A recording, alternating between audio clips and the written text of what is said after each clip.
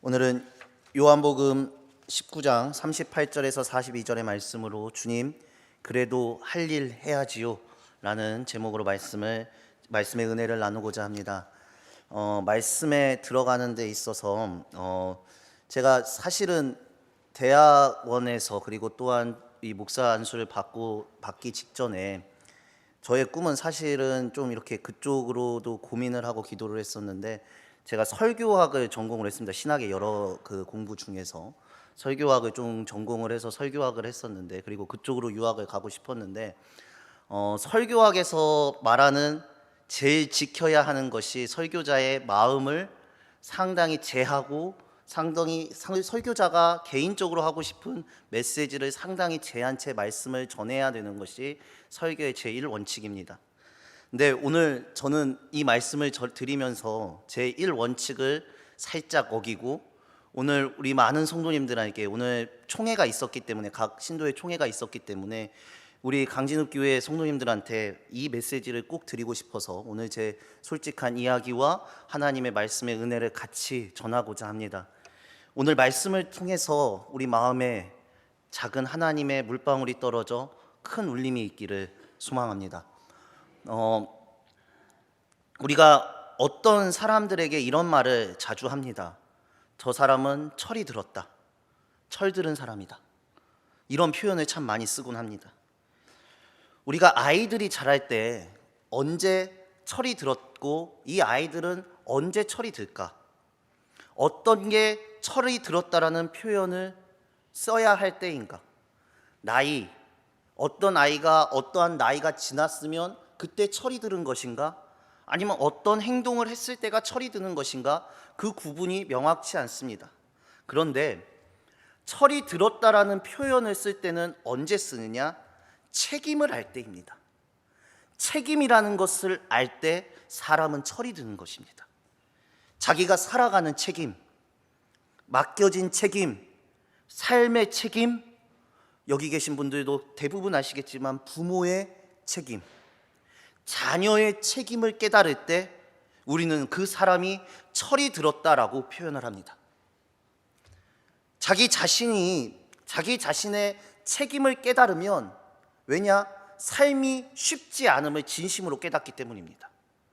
삶이 쉽지 않다는 걸 깨닫는 게 무엇이냐면 자기에게 주어진 책임을 알 때에 있거든요. 책임을 깨닫는 순간 무엇을 배우느냐? 인생이 녹록치 않음을 배우게 되는 거예요. 만만치 않음을 알게 되죠. 왜 부모의 마음이 쉽지 않은 마음이냐? 아이들이 알아서 인생을 살아주고 알아서 인생을 살게 될 것이고, 이 아이들이 성장할 것을 아는데 부모의 마음은 왜 편하지 않느냐? 세상이 녹록치 않고 이 세상에서 아이가 어떻게 살까? 내 손으로 낳은, 내 안에서 낳은 내 자식인데 라면서 이러한 책임으로 인해서 마음이 힘든 것이 부모의 책임이지 않습니까? 결국 책임이라는 것을 알기 시작하고 내 삶의 짐에 대해서 알기 시작할 때 사람은 그때부터 철이 드는 겁니다. 나이가 어떻다, 나이가 많다 해서 철이 든 사람이 아니고 책임에 대해서 아는 때가 철이 들었다는 사람입니다. 제가 정말 존경하는 이 군산에 계시는, 우리 교회에도 한번 부흥회 때 오셨던 재직 수련회 때 오셨던 우리 한 어르신인 목사님이 계십니다. 제가 참 존경하는 목사님이십니다. 근데 이 전주에서 사역을 했을 때 전주 중앙교회라고 이 전북로에서 큰 교회에서 사역을 했을 때 담임 목사님이셨습니다. 그 차상영 목사님이신데, 그 차 목사님이 저에게 이제 제가 차 목사님 사택에 갔는데, 그 차 목사님 사택에서 이제 마당에다가 독을 심어가지고 김치를 꺼내서 저한테 주셨어요. 자신이 직접. 사모님이 옆에서 자네가 끄네 하시더라고요. 그러니까 목사님이 쭉 일어나셔서 마당에 나가셔서 김장을 꺼내 오시면서, 제가 그러니까 같이 나갔죠, 김치를 받으러. 근데 목사님이 그 질문을 하셨습니다. 그 차 목사님 기억하실지 모르겠는데, 손아람 목사, 손 목사는 살아가면서 힘든 게 뭐야? 라는 질문을 하시더라고요. 정말 진지한 질문이었습니다.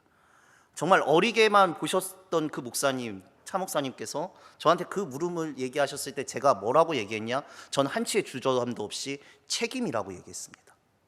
목사님, 책임이 힘듭니다. 저는 이 책임의 무게가 무겁습니다 라고 얘기한 적이 있습니다.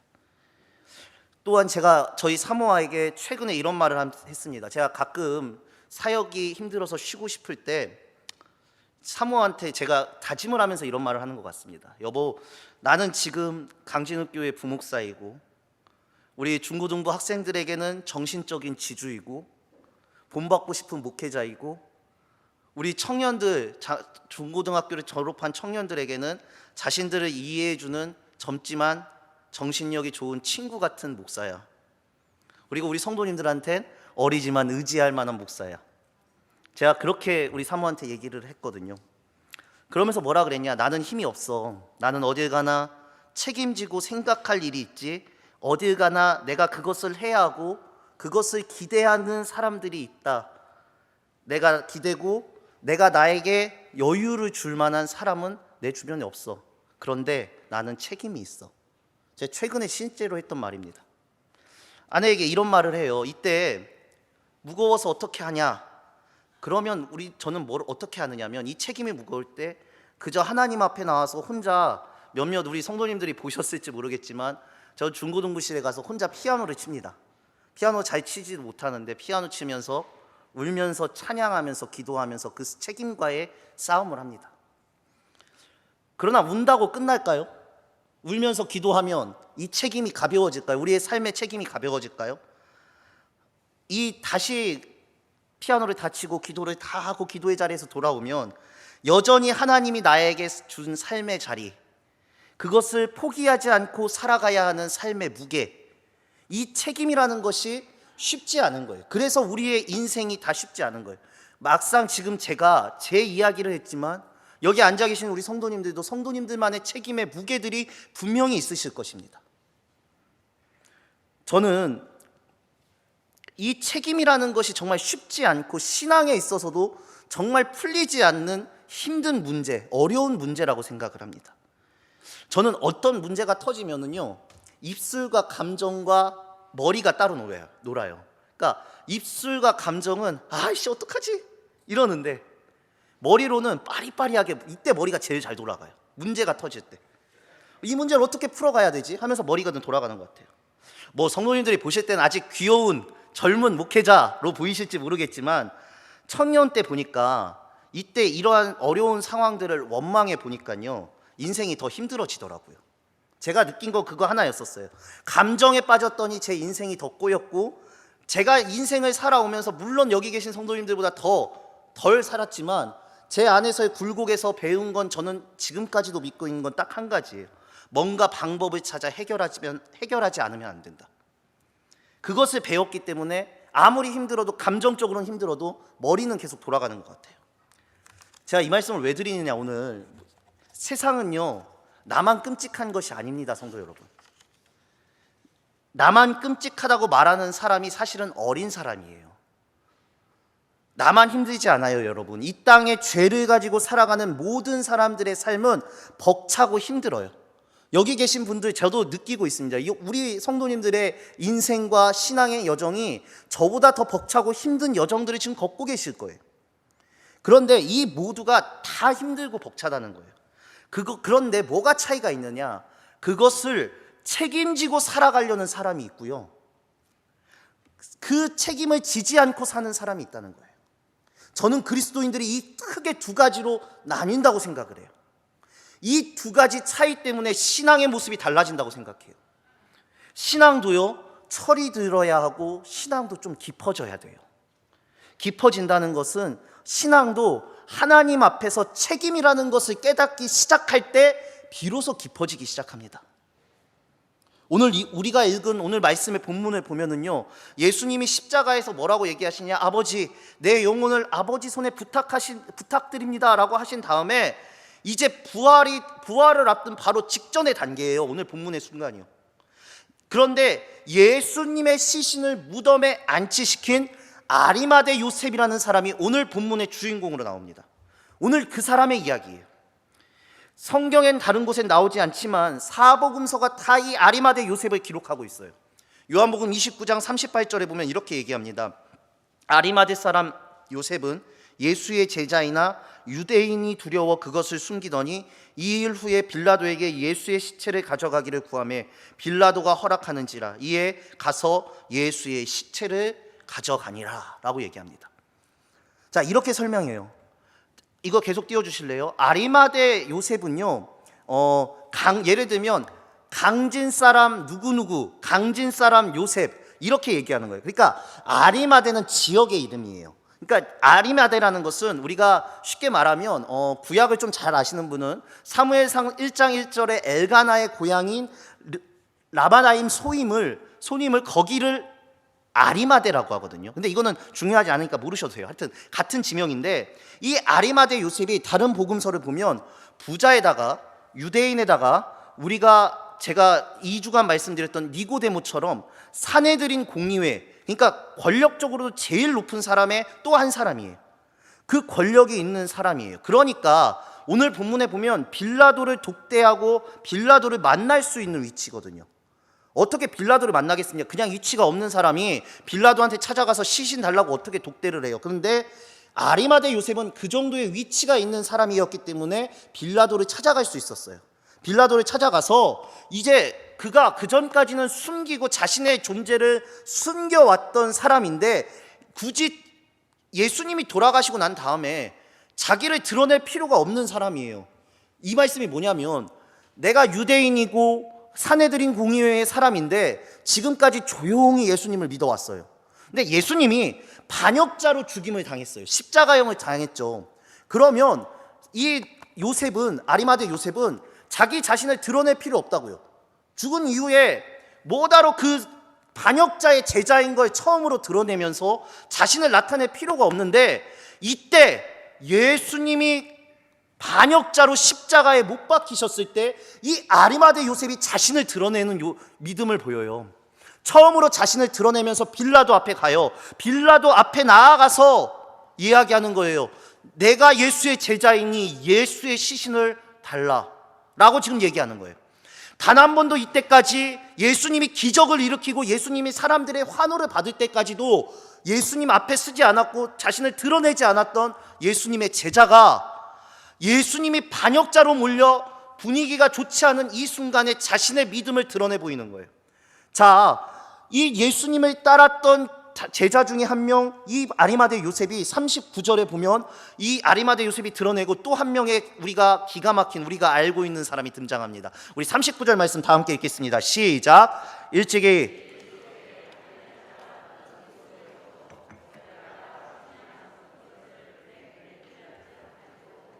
아멘. 자, 니고데모가 여기서도 등장합니다. 뭐 중요한 건 아닙니다만 몰약이라는 것이 귀한 향료입니다. 그리고 이 몰약이라는 건 우리가 다 알다시피 동방박사가 예수님 앞에 가져온 거고요. 침향이라는 것은 건조제와 시신 방치제로 이제 쓰이는 시신을 바르는 이 당시 가장 중요한 원료예요. 가장 중요한 거예요. 그게 100리터쯤이면 엄청난 양이에요. 제가 후에도 말씀드리겠지만 엄청난 양을 니고데모가 가지고 왔어요. 이 니고데모도 이 아리마대 요셉도 예수님을 믿고 예수님을 따랐지만 감추어져 있던 사람들이었던 거예요. 이 두 사람들은 사도들처럼 유명한 사람도 아니고 예수님을 위해 복음을 위해 뛰었던 사람들도 아니에요. 아리마대 요셉은 드러나지 않은 비밀스러운 제자였고 니고데모도 처음에 예수님한테 질문하면서 이해하지 못했지만 예수님을 시신을 장사하는데 결정적인 역할을 했던 사람이 오늘 이 두 사람이에요. 예수님이 반역자로 죽은 바로 직후인데 이때 자신들을 드러내는 사람들이라고요. 여태까지 감추어져 있었던 제자들인데 가장 분위기가 좋지 않을 때 자기가 예수의 제자요라고 드러내는 거예요. 그러면서 41절 42절입니다. 우리 다 함께 읽겠습니다. 시작. 예수께서 십자가에 못 박히신 곳에 동산 있고 동산 안에 아직 사람을 장사한 일이 없는 새 무덤이 있는지라. 이날은 유대인의 준비일이요 또 두니라. 아멘. 42절. 이날이 어떤 날이냐면요, 이 예수님은 금요일 오후 3시에 예수님이 돌아가셨으니까 조금 있으면 해가 지고 하루가 끝나고 자정이 끝나면 얼마 안 있으면 안식일이 시작이 돼요. 유대인들에게 안식일이란 정말 중요한 날이거든요. 이 안식일이 지나고 부활절이 있게 되는데 유대인들은 출애굽을 깊게 생각하기 때문에 이 안식일을 정말 중요한 절기로 생각해서 아무것도 하지 못해요. 즉 쉽게 말해서 무슨 말이냐면 지금 예수님을 장사할 수 있는 시간이 얼마 남지 않았다는 거예요. 곧 있으면 안식일이어서 못해요. 유대인들의 날이기 때문에 못하기 때문에 지금 급박한 시기예요. 시급한 시기예요. 그 시기에 이 두 사람이 자신을 드러내며 나아오는 것입니다. 제가 오늘 설교 제목을 뭐라고 했죠? 주님, 그래도 할 일 해야지요 라고 했습니다. 우리 사랑하는 성도 여러분, 여기 계신 한 분 한 분께 말씀드립니다. 우리가 할 일을 해야 될 상황이 되면 주님 앞에 나와 주의 제자로서 할 일을 감당하실 수 있어야 됩니다. 이때가 어떤 상황입니까? 오늘 본문의 상황이 어떤 상황입니까? 불과 며칠 전만 해도 예수가 왕위로 오신다고 생각했던 상황이에요. 예수님이 추앙받던 시대예요. 종려가지를 들고 모든 사람이 환호했던 시기예요. 화요일만 되어서도 성전에서 논쟁하시고 그 말씀의 권위를 드러내시고 수요일에 잠깐 쉬시고 목요일이 오니 사람들은 절대 예수가 잡힐 거라고도 생각 안 했는데 그 목요일에 붙잡히셔갖고 누구도 모르게 예수님은 십자가 처형을 당하세요. 준비할 시간이 없었어요. 장사를 지낼 시간도 없었어요. 그런데 이때 예수님이 돌아가셨는데 이 상태에서 누군가는 예수님의 시신을 장사해야 될 거 아니에요. 그런데 이들에게 오늘 말씀에는 도망가고 한탄할 시간이 없는 거예요. 모든 제자들이 도망갔어요. 아무도 장사했다는 제자들이, 우리가 알고 있는 제자들은 한 명도 등장하지 않아요. 누군가는 저 예수님의 시신을 거둬들였어야 됐어요. 그런데 이 두 사람은 예수님이 부활하실 걸 알았느냐? 몰랐어요. 예수님 부활하실 줄도 몰랐던 사람들이에요, 여러분. 여태까지 비밀스럽게 신앙생활하고 지금 와서 드러낸다 해서 그들에게 무슨 유익이 있겠어요? 죽어서 부활하지도 않으실 예수님 아직 모르는데 죽은 사람을 장사 지냈다 해서 자기에게 무슨 유익이 있겠냐고요. 지금까지 조용히 산 대로 살면 되는데. 그런데 이들은 감추지 않고 자신들에게 맡겨진 일이 이 일인 줄 알고 자신들이 해야 될 일을 했다는 거예요. 모든 사람이 감출 때 아리마대 요셉은 안 그랬어요. 그는 자기가 해야 될 일을 했어요. 자신의 스승에 대해서 해야 될 일을 믿음으로 감당했어요. 적어도 자신이 따랐던 사람에 대한 예의와 존중과 장례에 대해서 지켜야 될 책임을 가지고 그 책임을 다했어요. 여태까지 자신의 믿음을 사람들이 보는 시선 때문에 숨기고 있었는데 당당하게 빌라도 앞에 나아가요. 예수를 죽인 빌라도 앞에 나아가요. 빌라도를 만나러 가요. 시체를 달라고 해요. 이때 모든 사람들이 알았겠죠. 저 아리마대 요셉도 예수의 제자였구나. 이제 어쩌면 예수님이 부활하지 않으셨다면 가장 난처했을 사람이 이 아리마대 요셉이었어요. 3년 동안 예수님을 따랐던 제자들도 도망갔는데 이 자가 나타난 거예요. 그러면서 예수님을 선생님이라 칭했던 니고데모가, 예수님의 핀잔을 들었던 니고데모가 몰약과 침향을 들고 장례 준비를 도와요. 하나님은 그래서 이 두 사람을 사용하세요. 자기의 할 일을 한 가장 힘들고 가장 어려운 순간에 자기에게 맡겨진 책임을, 자기가 해야 될 일을 감당하는 두 사람을 통해서 하나님은 역사를 바꾸어 가시고 역사를 이루어내세요. 할 건 하는 사람. 이 사람을 통해 예수님의 부활이 준비된 거예요, 여러분. 이 두 사람, 우리는 예수의 사도들만 기억하는데 이 이름도 잘 몰랐던 이 두 사람을 통해 하나님이 역사하시기 시작하세요. 우리가 그런 생각합니다. 하나님은 왜 역사하시지 않으세요?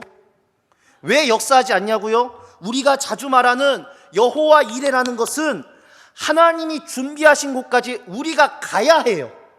내가 가야 해야 된다고요. 믿음이라는 게 그래요. 내가 가야 해요. 내가 해야 돼요. 내가 감당해야 돼요. 그런데 그 자리까지 갈 때는 아리마대 요셉처럼 자신의 것을 하나님의 말씀처럼 책임지고 가는 사람이 있고 그렇지 않은 사람이 있는 거예요. 그런데 그 자리까지 책임지고 믿음의 책임을 지고 가는 사람을 통해서 하나님이 사용하시고 하나님이 이루신다는 거예요. 왜 내 자리에 하나님이 오셔야 돼요? 이런 교만한 생각 버리셔야 돼요. 내가 하지 않아도 된다는 교만한 생각 버리셔야 됩니다. 하나님이 살아계심은 우리가 달려가야 돼요. 하나님을 향해서요. 우리가 요즘에 아이들한테 이런 말 잘 하잖아요. 요즘 아이들 너무 부모들이 다 해주니까 책임감을 도대체 모른다고. 오늘 이 시대, 요즘의 이 시대는요, 책임을 잃어버렸어요. 제가 이런 표현이 맞을지 모르겠지만 너무 징징대요. 세상 사람들이 우리를 보면 그래서 하나님이 안 계신 것 같다고 느끼는 거예요. 신앙인들이 제일 잘못하고 있는 게 뭔지 아세요? 책임지지 않으려고 하는 거예요. 사랑하는 성도 여러분, 삶은 책임입니다. 삶은 책임이에요. 힘들죠, 무겁죠, 어렵죠. 그런데 이 무거움을 가지고 무거움을 느끼고 삶에 대한 책임을 느끼는 사람한테 주님이 이렇게 말씀하시는 거예요. 수고하고 무거운 짐 진 자들아 다 내게로 오라. 그때 예수님의 이 메시지가 들리는 거예요. 책임을 질 때요. 나도 너희를 책임지겠다라는 거예요. 나도 너희를 버려두지 않겠다는 거예요. 나에게 와서 배워라 함은 하나님께 우리가 달려가고 우리가 책임지고 하나님의 뜻을 향하는 거예요. 오늘 본문에 아리마대 요셉이 있었기에 누군가는 정신을 차리고 누군가는 장례를 준비하고 누군가는 이 장례에 필요한 침향을 무려 34kg이나 되는 그것을 가지고 와서 장례를 하는 것은 누군가는 이 자리에서 해야 할 건 하는 사람을 통해서, 할 일을 하는 사람을 통해서 부활의 새 아침이 준비되고 있다는 것, 그것을 기억하셔야 돼요. 여러분 잊지 마십시오. 해야 될 할 일을 하는 사람을 통해 하나님은 역사하시는 겁니다. 우리도 똑같아요. 누군가는 하나님 앞에서 오늘을 살아가는 누군가는 할 일을 하는 신앙인이 있을 때 비로소 교회가 부흥되는 겁니다. 나는 안 해도 돼. 나는 이제 조금 조용해야 돼. 이거 교만입니다. 죄송합니다. 내가 이때 할 일이 무엇인지 아리마대 요셉처럼 니고데모처럼 우리 교회가 더더욱 이런 순간에 우리 성도님들 한 분 한 분이 다 민감하게 뜨겁게 이것을 가지고 책임감 가지고 함께 해주셔야 된다는 거예요. 전 오늘 이 말씀을 우리 성도님들께 드리고 싶습니다. 하나님은 누군가 책임지는 신앙인이 있을 때 그를 통해 일하시고 부활의 새 아침을 열어가세요. 우리 안에 하나님의 은혜와 역사가 책임을 통해 드러나는 것입니다. 사랑하는 강진욱교회 성도 여러분, 오늘 제가 정말 많은 메시지를 오늘 메시지를 담아서 우리 성도님들께 드립니다. 호소합니다. 신앙을 감정으로 배우지 마세요. 여러분, 주님, 내가 대단한 일은 못해도 나에게 맡겨진 일, 해야 될 일, 할 일을 하는 신앙인으로 살겠습니다. 이 믿음으로 바로 서시기를 간절히 소망합니다. 여러분들이 이 믿음이 바로 서실 때 그때 비로소 교회가 온전해지고 교회가 부흥하는 거예요. 저 사람 봐, 저 사람이 할 거야, 저 사람이면 돼 라는 마음, 우리 마음속에서 제해버리고 주님, 내가 하겠습니다. 내가 아리마대 요셉이 되겠습니다. 내가 니고데모가 되겠습니다. 가장 어려운 순간 하나님의 일을 하는, 할 일을 하는 책임감 있는 신앙인이 되겠습니다. 이 믿음 가지고 살아가시는 사랑하는 우리 모든 강진욱교회 성도님들 되시기를 주님의 이름으로 간절히 소망합니다. 기도하시겠습니다.